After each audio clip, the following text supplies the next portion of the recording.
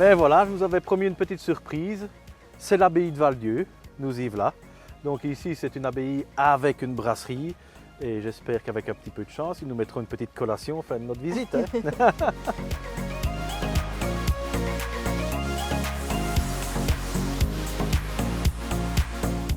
Bienvenue à l'abbaye du Val-Dieu. Évidemment, 800 ans, il s'en est passé des choses. C'est une tradition ici en Belgique d'avoir des bières qui sont brassées dans les abbayes. On a retrouvé des recettes d'anciennes bières et donc elles ont été remises au goût du jour.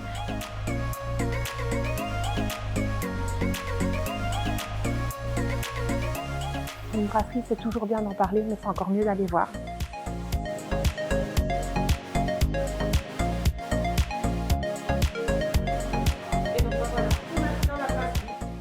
Bonjour. Bonjour. Vous vous occupez de la brasserie aujourd'hui. Oui. Est-ce que vous pouvez nous recontextualiser la production de bière sur cette abbaye? Oui, donc c'est une abbaye qui est de 1216. Les moines ont brassé de la bière de plus ou moins le début. Nous n'avons pas les dates exactes, mais jusqu'aux alentours de 1900. À ce moment-là, il y a eu une coupure où il n'y a plus de production de bière ici sur le site. Nous avons commencé la brasserie en 1997. Et depuis lors, on produit et on embouteille sur le site ici. Sauf que depuis 2 ans, on a placé l'embouteillage dans un zoning parce que la brasserie a pris un peu d'ampleur et donc on a laissé de la place pour la production ici et l'embouteillage de l'autre côté.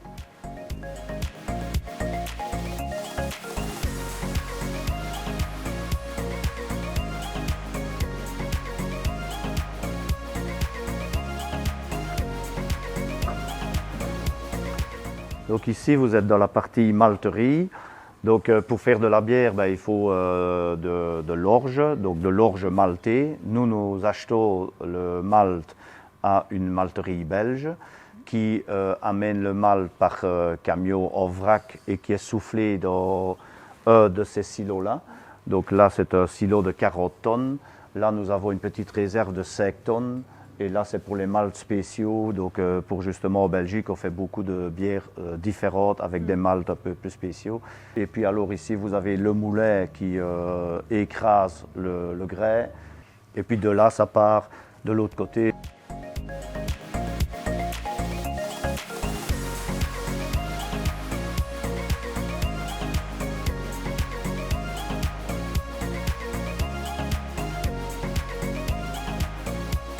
Donc le malt arrive par les vis sans fin qui est là au-dessus et donc le malt est déjà pas vraiment moulu mais écrasé, tombe dans cette arrivée-là où elle est mélangée avec de l'eau et puis alors ça c'est l'empâtage, donc le malt sec se mélange à l'eau et devient donc beaucoup plus liquide.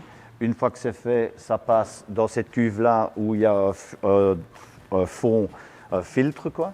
Donc l'eau, le malt, le grès reste au-dessus du filtre et le jus sucré qui en sort va plus bas et est repompé dans une de ces 2 cuves-là. Donc ce sont les cuves d'ébullition. Une fois que tout le mou est mis dans une de ces 2 cuves-là, on rajoute au début de l'ébullition du houblon. Donc au début c'est pour l'amertume et en fin d'ébullition pour l'arôme. Une fois que la bière à l'ébullition est terminée, on transfère de nouveau dans cette cuve-là qui est un whirlpool. Donc tout le houblon qu'on a rajouté, ce sont des petits pellets.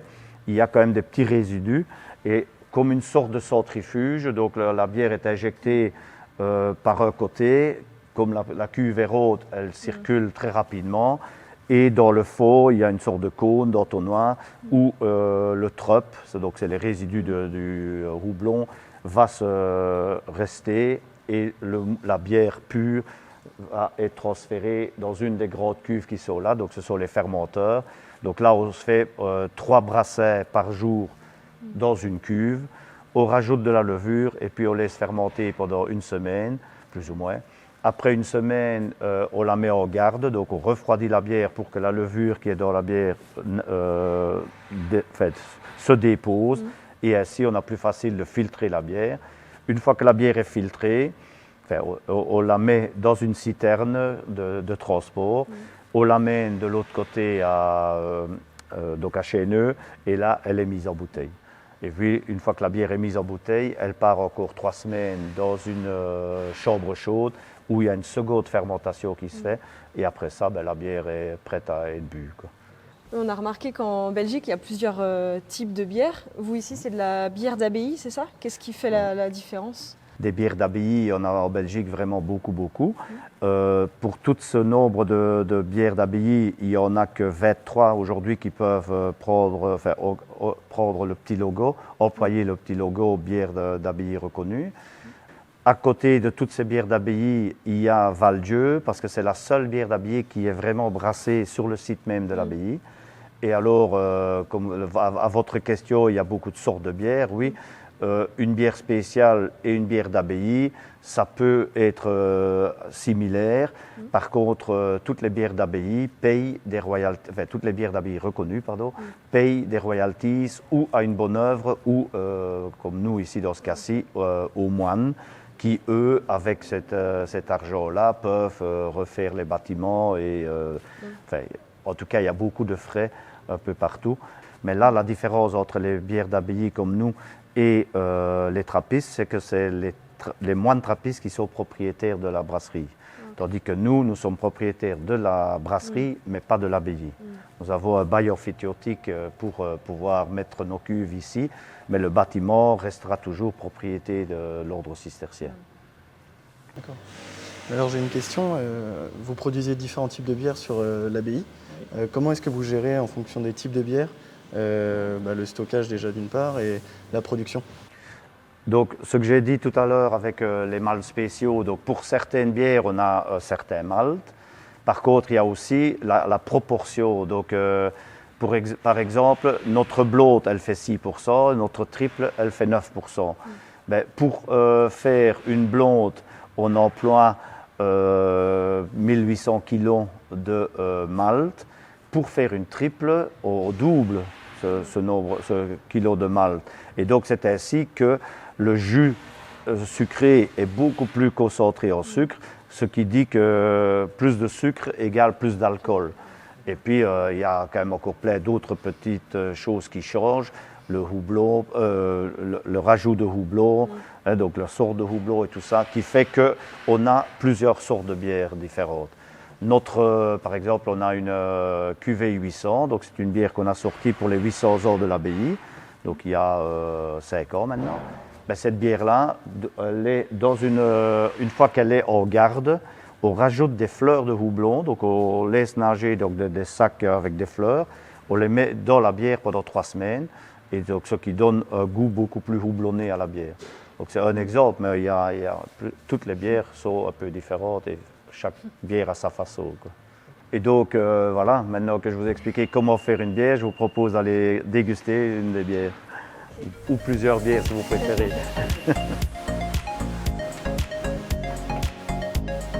Donc ici, la salle de dégustation.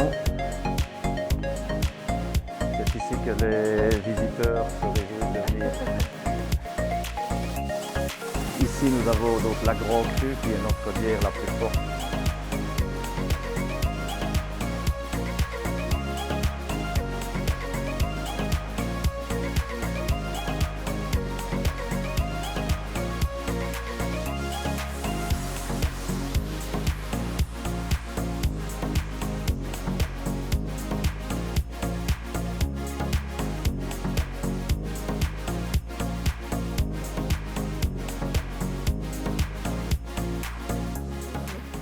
Mais voici un petit quelque chose pour pouvoir déguster chez vous. Merci beaucoup. S'il vous plaît, avec plaisir. C'est super gentil. On a même le verre en plus.